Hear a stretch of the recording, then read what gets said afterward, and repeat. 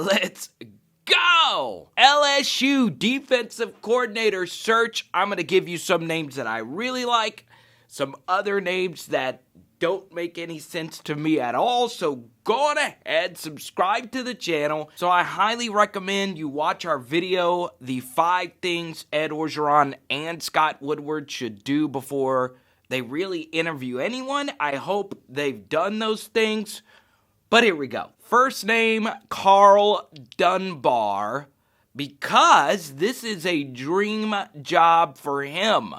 Longtime defensive line coach that has coached at the highest level in the NFL and the SEC.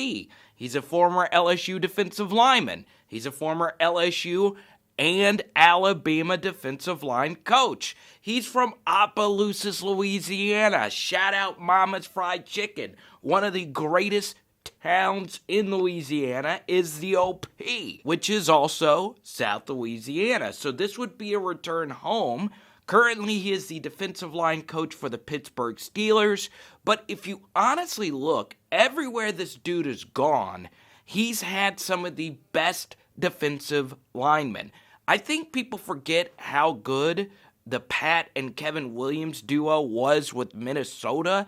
That defensive tackle duo was mainly because of him. Obviously, the biggest concern, he's never been a defensive coordinator. That's something that's a major red flag for anyone. Of course, you want someone that is experienced with actually calling the plays, but he's never been given that opportunity. So that's part of what you hear about with minority coaches. They don't get those opportunities, which opens up opportunities such as being a major defensive coordinator at a major SEC school. David Reeves is a name at a UAB that does make some sense. He doesn't make a lot of money at his current position at UAB, according to 247 Sports. My only concern, yes, his defenses have been great. Well, UAB doesn't run a fast-paced offense.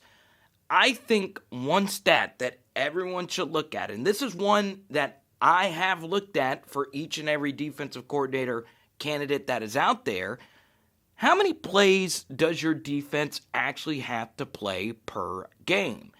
And how efficient are you during those plays? So while David Reeves' defenses at UAB have been really good, they get to play at a more favorable pace. If you want to stick in the SEC, Brad White could be your best bet.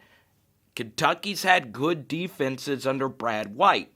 Now, some of that has to do with some really good head coaching from Mark Stoops. Some of that also has to do also with their pace of play. But ultimately, even though Kentucky's defense took a small step back, Brad White's a defensive coordinator that has proven himself at Kentucky and also, like Dunbar, has NFL experience. Now, if you really want youth, Glenn Schumann at Georgia is a very interesting name. Co-defensive coordinator for the Bulldogs, spent some time at Alabama as a player personnel person. So with Schumann, we have a Saban and Smart disciple. So some of you like people that come from a coaching tree such as that one, and we all know Georgia's defenses have been really good, which leads us to our next candidate, Barry Odom out of Arkansas, who was incredible for Arkansas. And yes, the stats got pretty ugly, but Arkansas's offense played at a fast pace, and they struggled to stay on the field. And that showed in our advanced statistics. And I say this is advanced. The only reason I say it's advanced is because you actually have to do some math for yourself. So you go to CFB stats, and you could see that Arkansas played far more plays than any other team. Most of the candidates that are listed here average roughly 71, anywhere from 65 to 74 plays per game. Arkansas, their defense had to play 799 plays in 10 games, which comes out to 80 plays per game, which is roughly 2 more possessions per game. So this Arkansas defense not only had some really good games, they had to do so playing a lot. And that obviously opens you up for more points and more offense for the other team. And he's very creative. Oftentimes, Arkansas would run a 3-2-6, which is a defense that John Chavis made very popular at LSU. And the real LSU heyday, the Honey Badger day, that defense was called the Mustang defense, where you line up at a 3-2-6, and that's where we saw Tyrann Mathieu making all kinds of plays. And I do think LSU has the personnel to run a defense like that again. Here's another name that I personally like a lot because his Florida defenses were some of my favorite to watch. Charlie Strong. It didn't work out at Texas, and I get it, but who has worked out at Texas other than Mack Brown? And the answer to that is, well, no one in recent years. So that's kind of just been a tough job for everybody. Charlie Strong was excellent at Louisville without elite talent. Charlie Strong was excellent at Florida, obviously with elite talent, but he was the best defensive coordinator in college football when he was at Florida. And he's currently an Alabama analyst. So obviously being an analyst is something that he doesn't want to do. He obviously would like to be a coordinator or a head coach again, which is the problem with Charlie Strong because he is such a talented coach. You know, we were talking about Glenn Schumann earlier. Well, Charlie Strong is 60 and Schumann is 30. So he is up there in age. He has made a few stops. I don't think LSU is a destination job for Charlie Strong, who is actually from Arkansas. But for me, I would like to see him get another defensive coordinator shot at a major school. But culture is also something very interesting. Charlie Strong isn't so much a fiery guy like Bo Pelini, but he is a disciplinarian. In other words, he is old school, which a lot of you don't want. You don't want old school. You want fresh, new, young blood on the up and up. So this isn't going to happen, but let's stick with Alabama. Pete Golding. He's from Hammond, Louisiana. He's 36 years of age. A lot of you that watch this channel actually know Pete. What do you want to come back to LSU? I mean, obviously, that is a lateral move going from Alabama to LSU, and he is making north of $1 million. So, you know, you'd have to pay a pretty penny for Pete Golding. So, you know, if you want a young up-and-comer, a guy that's coached a lot of elite guys, a guy that's put dudes into the NFL, well, look no further. This is a very talented coach. I don't think Pete Golding is going to want this job simply because he's waiting to become a head coach somewhere else. Jim Leonhard, just a really bright defensive mind, but there are some major red flags for me. It's obvious he wants to be the Wisconsin head coach once they decide to move on from Paul Chryst. And Wisconsin plays at an extremely slow ground and pound pace. So if you want to go back to playing the ground and pound defensively, well, Jim Leonhard would be a great fit. He's just not a great fit now because LSU obviously wants to stay in the spread. And when you have guys like Kayshon Boutte coming back, you're going to be scoring at a high speed. So if that's the case, Jim Leonhard isn't a good fit there. I think he wants to be a head coach. I think he would view the LSU defensive coordinatorship as a lateral move. This is a guy who's basically making $1 million at a place he wants to be. Ryan Nielsen is the name that keeps popping up. Saints assistant, obviously, like Joe Brady, a guy who's on the up and up, pretty well respected. I just don't think Ryan Nielsen wants to leave the NFL. A source close to me told me that, and, you know, I'm going to stick with that. Just don't forget the name. I'm going to give you 2 different names. One that I really like a lot, one that I don't, but they are both the 2 names that have popped up the most for this defensive coordinator search.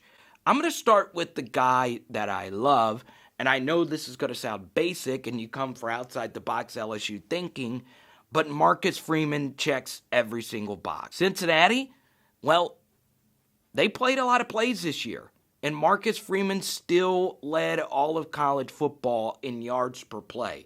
Now, Cincinnati's offense was really good. Marcus Freeman's defense was just as good.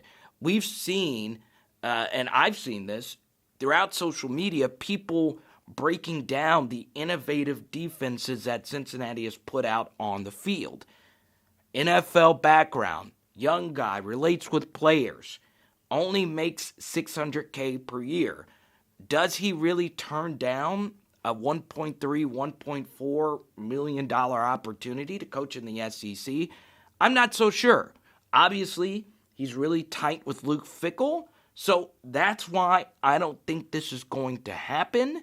What if Luke Fickell leaves for a bigger head coaching opportunity? Well, Marcus Freeman would definitely get the Cincinnati head coaching opportunity. He was offered the opportunity to go to Michigan State from Cincinnati. Now, obviously, Michigan State isn't really a step up, but this was before we even knew Cincinnati was Cincinnati, and it is hard to get Power 5 defensive coordinator positions because, well, the same people get hired over and over and over. So for him to say no and to stick it out with Cincinnati tells you a lot about his relationship with Fickell. So, yeah, I think it's going to be really hard to get him to LSU. I really do. But, yes, he is my number one candidate. He's the number one candidate for a lot of you, and it makes a lot of sense. One guy I do not want, and, a lot of people are going to take this as hate. It is not hate. Derek Mason. And the problem with me being critical of Derek Mason is because, well, everybody loves Derek Mason, and for good reason. He has a darling reputation amongst the media, amongst fans, amongst other coaches. He's coached at Vanderbilt, which obviously has a huge recruiting gap from themselves and pretty much everyone in the SEC. So, obviously, he's a well-liked dude. He's obviously a super talented coach. Obviously, his history at Stanford is out there. Was with Jim Harbaugh. David Shaw decided to retain him as defensive coordinator. He was good as a defensive coordinator there, but that was all the way back in 2012, 2013. So, he has been coaching in the SEC, and he has been coaching at a program that doesn't have a lot of talent. But what really concerns me are the stats that I like to focus in on. So LSU was historically bad for their standards when it comes to defense. They gave up 7.26 yards per play, which is an obscenely high amount. They gave up 7 yards per play to every offense they faced outside of Vanderbilt and Texas A&M. So they were consistently bad. And what makes it even worse is, well, they only played 678 plays this year, which is 5th in the SEC. But I want you to notice this. Yards per play, Vanderbilt was actually worst when it came to yards per play at 7.28 yards per play, which is, essentially the same thing. The only difference is that they only played 603 plays on defense. They did play one fewer game than LSU, but even when you factor that in, they still only played 67 plays per game. Now, remember what we said about Arkansas. They played 80 plays per game. So Vanderbilt's defense, even though their offense was being run by a 3-star true freshman quarterback with no supporting pieces, Keyshawn Vaughn was their best player on offense. He went to the NFL. Even with that said, they gave up 7.28 yards per play. So you go to 2019. Maybe it was better at Vanderbilt. Well, it wasn't. They were the only team in the SEC to give up over 7 yards per play. And this is, of course, only accounting for their conference games. So, obviously, this year was an all-conference schedule. So, I'm only looking at conference stats here. And they gave up 7 yards per play despite only playing 544 plays, which was 8th in the SEC. So, they gave up the worst yards per play despite not playing as many plays. So, they averaged 68 plays per game. Basically the same as this past year. Let's say he does get hired by LSU, he would not be as disastrous as Bo Pelini, but that's obviously very hard to do. Derek Mason would be better because he would just have better athletes on his defense. If you're going to hire Derek Mason, I would rather hire Corey Raymond, who makes a lot of sense for LSU in a lot of ways. Also, DBU. He is DBU. He is a big reason why the DBU mantra is there. He is obviously, I would argue, the most well-liked assistant at LSU, the longest tenured on-field assistant at LSU, one of the best recruiters LSU has. It makes a lot of financial sense, and it makes a lot of team sense. Corey Raymond, already a good relationship with Ed Orgeron. Corey Raymond, obviously a good relationship with the players. We've seen former LSU players tweet out that they want Corey Raymond as defensive coordinator. He's never been a defensive coordinator at the college level.